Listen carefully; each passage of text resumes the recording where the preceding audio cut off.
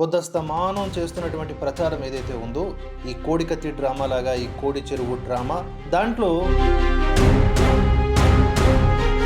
పవన్ కళ్యాణ్ ఒక చెరువును ఆక్రమించుకున్నాడు. ఇదంతా కూడా ఎవరైతే ప్రొఫెసర్ నాగి గారు ఉన్నారో ఆ నాగి గారి సారథ్యంలో నీటి నిలువ ఉన్నటువంటి ప్రాంతాలని కొనకూడదు అని కొంతమంది మాట్లాడుతూ ఉన్నారు. ఎవరు చెప్పారు అది? ఒకరు కాదు, ఇద్దరు కాదు, మొత్తం గంపాగొత్తుగా ఒక బ్యాచ్ ఉన్నారు. ఈ బ్యాచ్ మొత్తానికి ఉన్నటువంటి పని ఏంటంటే తెలంగాణలో అన్రెస్ట్ సిచ్యువేషన్స్ క్రియేట్ చేయాలి. అందరికీ నమస్కారం. ఎంతసేపు ఏదో ఒక మరక వేసి ఒక వ్యక్తిని దిగజార్చితే తప్ప తమకున్నటువంటి పబ్బం గడవదు కొంతమందికి. పవన్ కళ్యాణ్ గారిని టార్గెట్ చేస్తూ పొద్దస్తమానం చేస్తున్నటువంటి ప్రచారం ఏదైతే ఉందో ఈ కోడికత్తి డ్రామా లాగా ఈ కోడి చెరువు డ్రామా, దాంట్లో అవాస్తవాలే ఎక్కువగా ఉన్నాయి లేదా అర్ధసత్యాలు ఉన్నాయి తప్ప ఎందుకంత దారుణమైనటువంటి అభియోగాలు మోపేస్తూ ఉన్నారో, ఏ ప్రమాణంతో ఏ యొక్క సాక్ష్యంతో ఆ మాటలు మాట్లాడుతున్నారో ఇప్పటికీ అర్థం కావట్లే. ఒక్కటే, పవన్ కళ్యాణ్ అంటే పడదు. ఎందుకురా పడదు అంటే ఆల్రెడీ ప్రీవియస్ వీడియోలో చెప్పాను కదా, ఆయన తనను తాను హిందుత్వవాదిగా ప్రకటించుకున్నారు. హిందుత్వవాది సంగతి పక్కన పెట్టండి, ఇతర మతాలని గౌరవిస్తూనే. అక్కడ వీళ్ళకు నొప్పి వచ్చేసింది. గతంలో ఇతను మావాడు, ఇప్పుడు మావాడు కాకుండా పోయాడు అని. అంటే వీళ్ళకి సిద్ధాంతాలు దాని మాటున మనుషులు కనిపిస్తారు తప్ప సగటు మనిషిగా కనిపించరు. విభజనవాదం చేశారు, ప్రాంతీయవాదం తీశారు, భాష పేరిట మాట్లాడారు, మార్వాడి గోబ్యాక్ అన్నారు, కోవాబన్ ఇష్యూలో మామూలు పీకులాట్లు చేయలేదు. ఇన్ని చేసినా కూడా వీళ్ళ యొక్క ఎజెండా ముందుకు సాగట్ల. అందుకని ఇప్పుడు పవన్ కళ్యాణ్ గారిని పట్టుకొని కోడికత్తి డ్రామా మాదిరిగా కోడి చెరువు డ్రామా తీసుకొచ్చారు. కోడి చెరువు శిఖం ప్రాంతం ఏదైతే ఉందో అది పవన్ కళ్యాణ్ ఏకంగా ఏం చేశారంట, కబ్జా అనే పదం అలా వాడేవచ్చా? అక్రమంగా, దౌర్జన్యంగా, దారుణాతి దారుణంగా ప్రభుత్వం యొక్క కళ్ళు గప్పి చేసేటటువంటి వ్యవహారాలని కబ్జా అంటారు. రౌడీలు, పుండాకోర్లు, దుర్మార్గులు, దుష్టులు చేసేటటువంటి కార్యక్రమాలు అవి.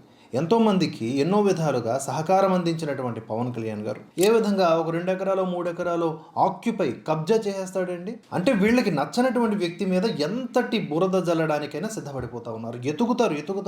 ఎక్కడో ఒక బొక్క దొరికితే దాన్ని పట్టుకొని ప్రచారం చేద్దామని చెప్పేసి. ఎన్నికల అఫిడవిట్లో సమర్పించినటువంటి సమాచారమే కదా, తన దగ్గర ఈ జన్వాడ అనే గ్రామంలో 10 ఎకరాల భూమి ఉంది అని ఆయన ఇచ్చినటువంటి సమాచారమే కదా. దాన్ని పట్టుకొని మొత్తం రంధ్రాన్వేషణ చేసుకొని ఎక్కడో ఒక లొసుగు, ఏమంటారు దాన్ని, లొసుగు, దాన్ని పట్టేసుకొని ఇప్పుడేమో కబ్జా కోరు పవన్ కళ్యాణ్ అని మాట్లాడుతూ ఉన్నారు. వీళ్ళు కోడికత్తి డ్రామాని ఇంత రక్తి కట్టించాల, దాన్ని ఇంత బాగా ఎలివేట్ చేయలే.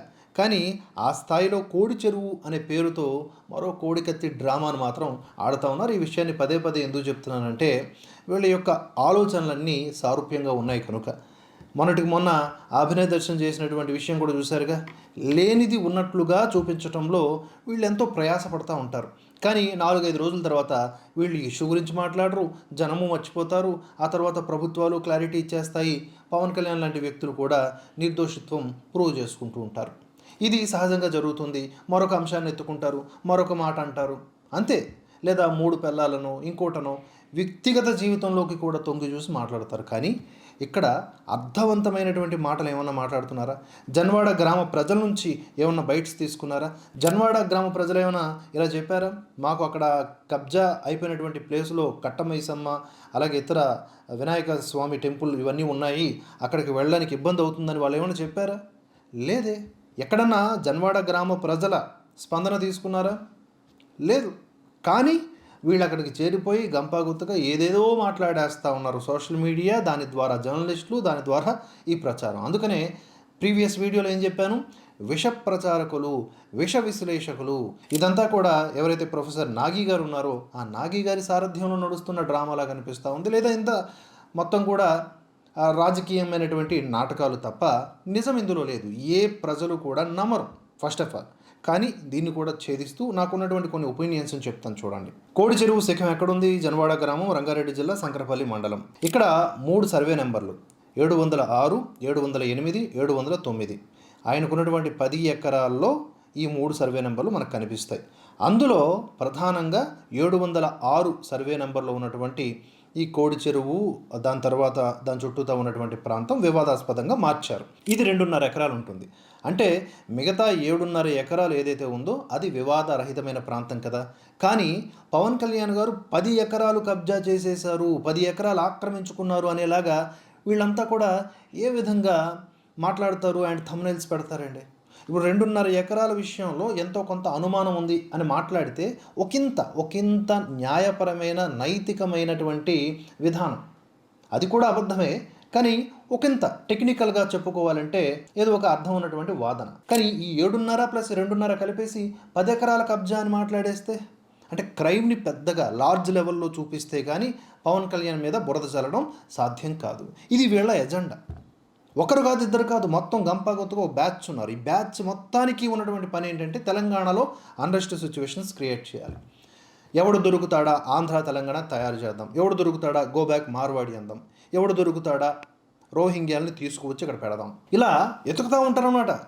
చిన్న సందు దొరికితే చాలు సొరంగం చేసేద్దామని చెప్పి. అయితే ఈ 2.5 ఎకరాల విషయానికి వద్దాం. 706 సర్వే నెంబర్, ఇది నిషేధిత జాబితా నుంచి తొలగించి రిజిస్ట్రేషన్ చేసుకున్నారు అని చెప్తూ ఆరోపిస్తూ ఉన్నారు 22A ప్రకారం. అంతేకాకుండా వాల్టా యాక్ట్ 2002 ప్రకారం నిబంధనలకు విరుద్ధంగా అక్కడ ఒక బోరుబావి కూడా తవ్వించారు అని చెప్పి ఇదొక ఆరోపణ.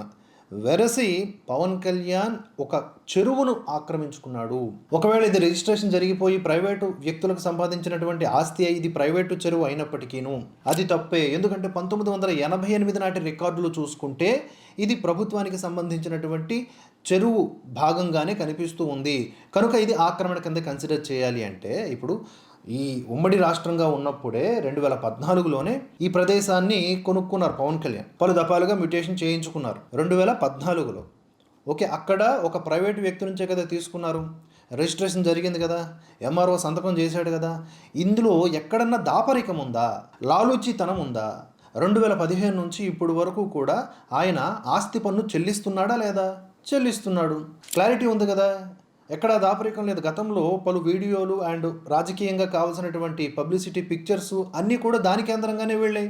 అక్కడ సేంద్రియ వ్యవసాయం వంటివి చేస్తున్నాము అని కొంతమంది వ్యక్తులతో వీడియోలు కూడా, ఇంటర్వ్యూలు కూడా చేశారు ఆయన. సో ఆ ప్రదేశం మీద వీళ్ళ గురెందుకు పడింది అంటే అది చెప్పాను కదా, ఎన్నికల అఫిడవిట్లో దొరికినటువంటి ఆ సర్వే నెంబరు దాన్ని అలా లోపలికి వెళ్ళి బయటికి తీసుకొచ్చినటువంటి ఒక లొసుగు. ఈ లొసుగు ఆధారంగా పవన్ కళ్యాణ్ గారిని దిగజార్చాలని చూస్తే ఎంతవరకు సమంజసం అనేది ఎవరికి వాళ్ళే వేసుకోవాల్సిన ప్రశ్న. ఇక్కడ నేను పవన్ కళ్యాణ్ మొత్తాన్ని నేను వెనకేసుకొస్తున్నటువంటి ప్రక్రియ కాదండి. నిష్కారణంగా ఒక మనిషిని నిందిస్తూ ఉంటే మనం అడ్డుకట్ట వేయాలా లేదా, మనం ఎదురు తిరిగి ప్రశ్నించాలా లేదా? In the name of journalism వీళ్ళకు ఉన్నటువంటి వ్యక్తిగత సిద్ధాంతాలను లేకపోతే ఎజెండాలను దృష్టిలో పెట్టుకొని ఇష్టారీతిగా ఇలా మనుషుల్ని, వ్యవస్థల్ని లేదా మతాల్ని టార్గెట్ చేస్తూ పోతూ ఉంటే ఇటువైపు నుంచి ఒక వెర్షన్ వినిపించాలి కదా. ఆ ఉద్దేశంతోనే ఇక్కడ నేను మాట్లాడుతూ ఉన్నాను. అలాగే ఎప్పుడూ లేనిది వీళ్ళకి చెరువు కట్ట మీద ఉన్నటువంటి మైసమ్మ, అలాగే వినాయకుడి విగ్రహం మీద ఎనలేని మమకారం, గౌరవం, భక్తి ఇవన్నీ కట్టలు కట్టుకొని వచ్చేస్తూ ఉన్నాయన్నమాట. నిజానికి వీళ్ళలో చాలా వరకు కూడా క్రిస్టియన్స్ లేదా కమ్యూనిస్టులో ఉంటారండి. వీళ్ళకి హిందుత్వం అంటే వ్యతిరేకత. గ్రామ దేవతల పట్ల వీరుకున్నది ప్రేమ కాదు. ఎలాగైతే అంబేద్కర్ గారిని వాడుకొని అదొక వాదాన్ని వినిపించి హిందుత్వం మీద టార్గెట్ చేస్తారో, హిందూ దేవీ దేవతల్ని అపహాస్యం చేస్తారో, ఇక్కడ గ్రామ దేవతల్ని కూడా వీళ్ళు అడ్డుగా పెట్టుకొని ఇదంతా చేస్తూ ఉంటారు. వాళ్ళకి గ్రామ దేవతలన్నా కూడా గౌరవం ఉండదు, నమ్మకం ఉండదు, విశ్వాసం ఉండదు.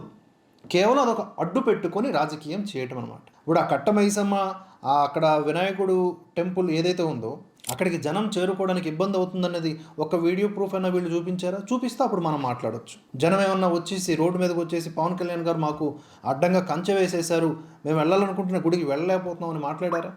లేదు కదా. కొంతమంది వ్యక్తులైతే అక్కడికి వెళ్ళి కొన్ని బీరు బాటిల్స్, ఖాళీ సీసాలు చూపిస్తూ ఉన్నారు. అంటే మీరు అక్కడికి ఎలాగైతే వెళ్ళారో అలాగే చాలామంది అదొక స్పాట్గా ఎంచుకొని ఉండొచ్చు. తాగుబోతులకి ఇది అది ఉంటుందా? అది కూడా పవన్ కళ్యాణ్ గారి మీద నెట్టేస్తారా? ఆ బీరు సీసాలు కూడా పవన్ కళ్యాణ్ గారు తాగి పడేసినవి అంటారా? ఇలా ప్రతిదాన్ని కూడా వక్రీకరించి ఏదో చేయాలని ట్రై చేస్తున్నారు. నా పాయింట్ ఏంటంటే 706 సర్వే నెంబర్ ఏదైతే ఉందో అది ఒకవేళ ఈ కోడి చెరువు శిఖం ప్రాంతమే అయితే, గతంలో ఇదే హైడ్రాకి సంబంధించినటువంటి రంగనాథ్ గారు ఏం మాట్లాడారు చూడండి. ఎవరితోనో కాదు, ఈ నాగి గారితో మాట్లాడుతున్నటువంటి ఒక సందర్భంలోనే మాట్లాడారు. బిల్డింగ్ రూల్స్ లో ఒక ఎఫ్టీఎల్ ఒక చెరువు దగ్గర ఎక్కడ కన్స్ట్రక్ట్ చేయాలి, ఎక్కడ చేయకూడదు చాలా స్పష్టంగా ఉంది. అంతకుముందు కూడా అంటే బిల్డింగ్ రూల్స్ రాకముందు కన్స్ట్రక్ట్ చేసిన వాళ్ళు ఉంటారు, వాళ్ళ సంగతి ఏంటి అనేది వస్తుంది. అంతకుముందు కూడా ఎప్పుడు కూడా చెరువులో ఎక్కడ కూడా కట్టడం అనేది చేయకూడదు అనేది చాలా స్పష్టంగా ఉన్నాయన్నమాట. ఇప్పుడు మన గ్రామాల్లోకి వెళ్తే అక్కడ కూడా మనకి చెప్తారు చెరువులో కట్టడం అనేది నిషేధం. చెరువు లోపల ప్రైవేట్ ల్యాండ్ ఉండడానికి వీల్లేదు. ప్రైవేట్ ల్యాండ్ మీరు అంటారు. ఇప్పుడు నేను చూశాను, ఏది పట్టా ల్యాండ్ ఉంది మాదని చెప్పి మేము డిమాండ్ ఇన్కన్వెన్షనల్ వాళ్ళనే అదే మాకు పట్టా ల్యాండ్ ఉంది అంటారు, మీరు లేదని అన్నారు. పట్టా ల్యాండ్ ఉండొచ్చు, చెరువులో పట్టా ల్యాండ్ ఉంటుంది. పట్టా ల్యాండ్ ఉంటే కనుక అంటే చేసే టిపికల్ అంటే చేసేటటువంటి సిస్టమ్ ఎలా ఉంటుందంటే చెరువులో పట్టాలు ఇస్తారు. ఎందుకు ఇచ్చేవాళ్ళు పట్టాలు? చెరువులో నీళ్లు లేనప్పుడు డెడ్ స్టోరేజ్ అంటే షికమ్ ల్యాండ్ అంటాం, అది తక్కువ ఉన్నప్పుడు అప్పుడు అక్కడ పట్టాలంటే మొత్తం నీళ్లు లేవు. ఆ టైంలో నేను వ్యవసాయం చేసుకోవచ్చు, నేను అగ్రికల్చర్ చేసుకోవడానికే ఆ పట్టా ఇచ్చారు. అంతేగాని అగ్రికల్చర్ చేయడు కదా. ఎగ్జాక్ట్లీ అంటే ఇప్పుడు అందరూ క్లెయిమ్ చేసి నాకు పట్టా ఉందంటారు. పట్టా ఉండొచ్చు, patta is meant for agriculture, not for raising structures. చాలా స్పష్టంగా బిల్డింగ్ రూల్స్ లో ఉంటాయి అనమాట.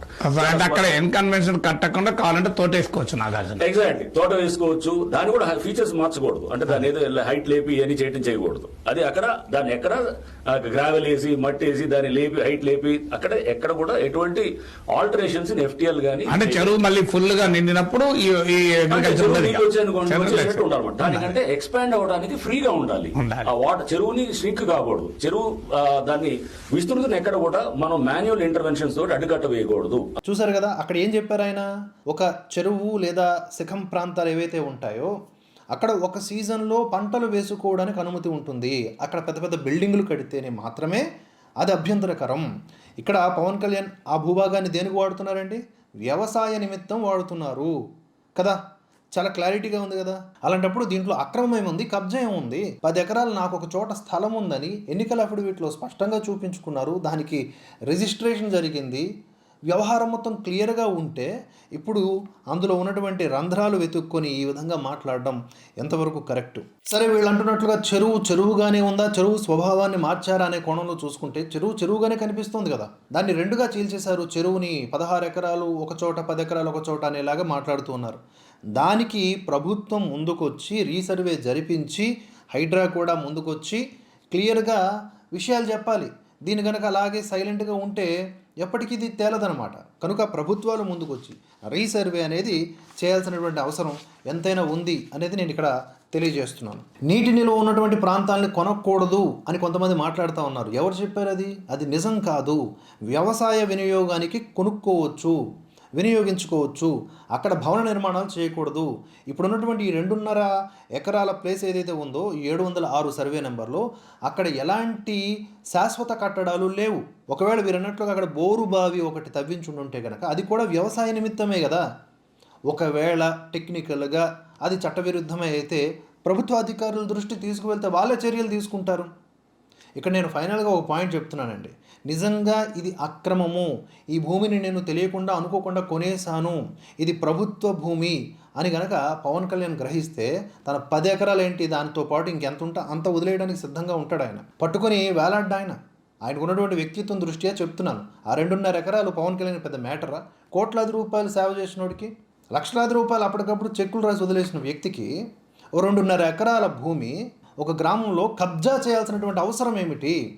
మీకున్నటువంటి దుగ్ధ కాకపోతే అలా తీర్చుకుంటున్నారు మీరు. మొత్తంగా వీడియో సారాంశం ఏమిటి అంటే ఇది 3 సర్వే నెంబర్లతో కూడుకున్నటువంటి 10 ఎకరాల ఆస్తి. 706, 708, 709. 708, 709లో ఉన్నటువంటి 7.5 ఎకరాల ఆస్తికి ఎలాంటి వివాదం లేదు, అది వివాదరహిత ప్రాంతం. మిగిలిన 2.5 ఎకరాలు అందులో కోడి చెరువు శిఖం ఉంది అనేది కదా ఇక్కడ మనకి ఉన్నటువంటి ఆలోచన. కనుక ఈ 2.5 ఎకరాల దృష్ట్యా మీరు ఏమన్నా అభ్యంతరాలు ఉంటే చెప్పొచ్చు, కానీ మొత్తం 10 ఎకరాలని పవన్ కళ్యాణ్ కబ్జా చేశాడని మాట్లాడడం ఎంతవరకు సబబు? అండ్ ఈ 2.5 ఎకరాల విషయంలో కూడా ఎక్కడ పవన్ కళ్యాణ్ దాపరికం లేదే, మొత్తం 10 ఎకరాలని తనకున్నటువంటి ఆస్తిగా చూపించుకున్నాడే. కనుక ఆలోచించండి.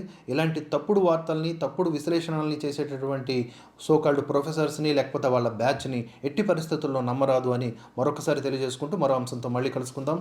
జై హింద్, జై భారత్.